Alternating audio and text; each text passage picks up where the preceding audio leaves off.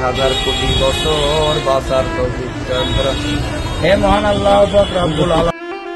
বাঁচতে চেয়েছিলেন অনেক বছর, মোনাজাতে হাত তুলে সৃষ্টিকর্তার কাছে প্রার্থনা করেছিলেন 1000 কোটি বছর বাঁচার তৌফিক দান করুন হে মহান আল্লাহ পাক রব্বুল আলামিন। দুনিয়াতে যত বালা মুসিবত আপনি রহমতের ভিতরে দেবেন আল্লাহ। আজকের এই যে দোকানটায় বলছি, এই দোকানদার অত্যন্ত ভালো মানুষ ছিল, আপনার দিনের কাজ করতে গেছে আল্লাহ দুপুরের খানা খাইয়া এই মানুষের ওখানে একটা কোরআনের মাদ্রাসা করছে, এই মাদ্রাসার উপরে যাইয়া আল্লাহ তোমার অলৌকিক মৃত্যু গুলা ওই জান্নাতবাসীর জন্য হয়ে থাকে আল্লাহ আমি সহ্য করতে পারি না।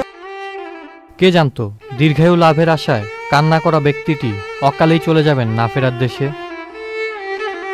চুরির অপবাদ দিয়ে একদল শিক্ষার্থী পিটিয়ে হত্যা করবে তোফাজ্জলকে। 18 সেপ্টেম্বর বুধবার রাতে ঢাকা বিশ্ববিদ্যালয়ের ফজলুল হক মুসলিম হলে গেস্ট রুমে আটকে রেখে কয়েক ঘন্টা ধরে দফায় দফায় মার ধরে তোফাজ্জল নামের ওই ব্যক্তির মৃত্যু হয়।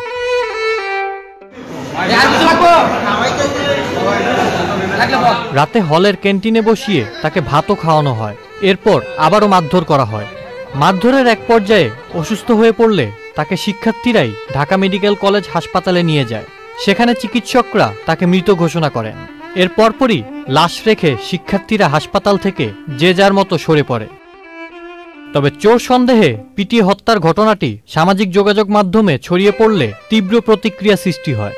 এমনকি নিহত তোফাজ্জল একজন মানসিক ভারসাম্যহীন বলেও জানা যায়। বিশ্ববিদ্যালয় কেন্দ্রিক ফেসবুক গ্রুপ ও নিজেদের ব্যক্তিগত প্রোফাইলে দেওয়া বিভিন্ন পোস্টে শিক্ষার্থীদের অনেকেই বিচার বহির্ভূত এই হত্যাকাণ্ডের বিচার ও দোষী ব্যক্তিদের দৃষ্টান্তমূলক শাস্তি দাবি করেন।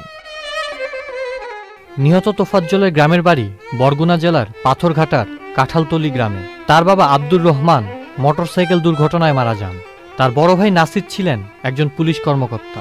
বড় ভাই ও মায়ের মৃত্যুর পর পরিবারের একমাত্র সদস্য তোফাজ্জলের মানসিক অবস্থার পরিবর্তন ঘটে।